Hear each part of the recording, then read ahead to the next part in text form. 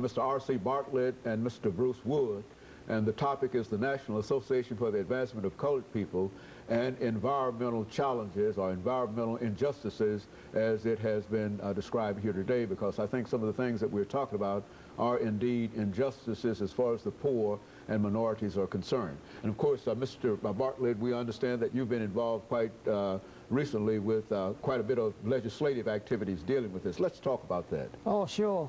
I've had the opportunity to go to the council meetings, and we've brought forth some, our problems in the council.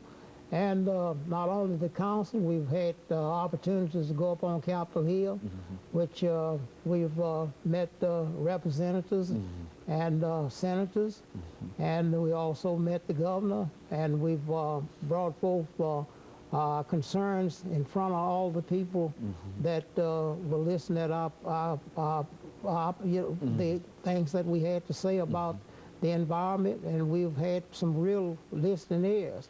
And we are just pleased that people is coming to the conclusion that the environment needs cleaning up. And most of the time people think that the environment will clean itself up, but we're putting too much in it for it to clean itself up. We have to start taking stuff out of it. And this is where we stand today, that the legislative process move a little bit slow, but we still have to go through that process.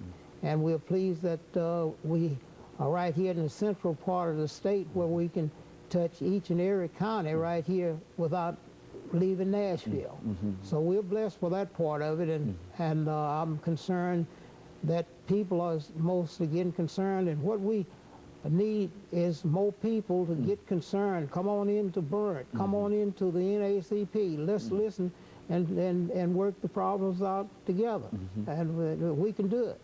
We have the strength, we have the fortitude, and we can do it. And we can influence our legislative people to back laws that will help us to come to those kind of conclusion. Very good. You know, Mr. Wood, I think that there was one statement that you made, and I'd like to follow this up, because I think you said, in effect, that the ability to stop the expansion of the incinerator led to the economic development that is happening in that same area. Right. Now, the follow-up question on that is, do you think that cleaning up the environment can be cost-effective? Do you think that we can do that and save money as well? Well, we have to. I mean, we're getting to the point where it's going to, I think it's a major investment. It's a major, like I talk a lot, we try to work to get research done at Tennessee State University, and to tell those students that studying remediation of the environment is a future career and business.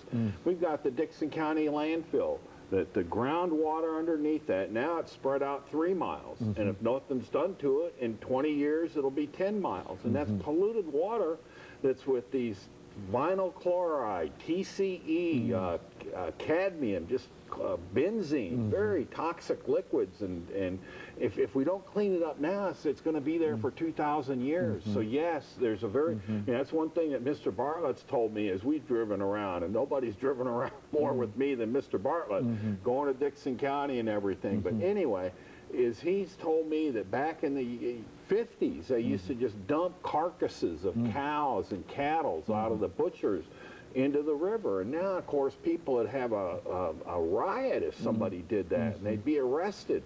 But those carcasses would deteriorate quicker than vinyl chloride or flame retardant. Those kind of chemicals last for thousands of years.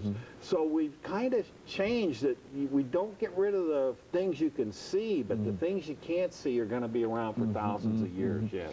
And there's also, would you say, Mr. Bartlett, that there's also a health factor associated with all of this pollution? Oh, most definitely so. And some of the main health factors we're talking about is asthma and emphysema, all those kind of things. You know, the things that you have to breathe in has to do with a whole lot of environmental in the air. Well, that's what he said about the cars. One of the main pollutions in Nashville, we're in the Cumberland Bowl. It's a 40-mile depression or whatever basin, and it's all the cars driving in and out of Nashville. And why the decision makers let people, I mean, if you're driving outbound, sometimes from 10 miles out, it's bumper to bumper traffic. And they should just say to those people, hey, if you want to come to Nashville, you've got to get the bus.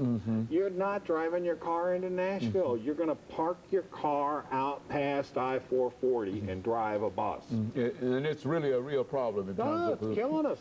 It's killing us. You go out to the airport and you're coming into town, and any day of the year you see this kind of dark haze over downtown. Once you're in downtown, you don't see the dark haze anymore, but you're breathing but it. you're right in the middle of it. Air, the Nashville air is in the bottom 20s of the country. It's almost like smoking not almost, but it's the equivalent in a way is smoking a pack of cigarettes a day. And so that's that's what the general population is exposed to, regardless of where we live in terms of air pollution. Is that right? Right. But again, with some intelligent leadership, people saying, no, we're not going to have these cars idling on the freeway. If you want to come into Nashville during the day, you have to park outside and take a bus. That would get rid of that type of traffic and would lessen the impact. Okay, and so, of course, we've got about 3 minutes before we end the show for today, Mr. Bartlett. Let's give you and Mr. Wood an opportunity to make some final statements in reference to that. But take a minute and a half. All right. Yes, I would say that to the people of Nashville, of Davidson County, and the whole state of Tennessee, let's just come on in together and organize and make remedies for this problem that we have. People done it, people can undo it. So we have the opportunity, the clear opportunity to come together and get together just like we are on your show and make some terms where we're going to clean this mess up because, as I said, we made this the mess we made, and we can clean it up. And we do need government's help to help us with the legal part of it. And I think, Mr. Wood, your BURNT organization has demonstrated that it can be done, that a lot can be accomplished when people come together and work together. Oh, we have people working on pesticides. Vice President of BURNT just did a fantastic 5 years worth of work to help improve the Metro Health Department pesticide problem. And people, you know, we need people on research, people do newsletters. The BURNT phone number, if I can give that, is 327, and we're listed in the phone book under BURNT, 327-8515. That's 615-327-8515. And then the NAACP is 615-329-0999. And that's President Marilyn Robinson down there.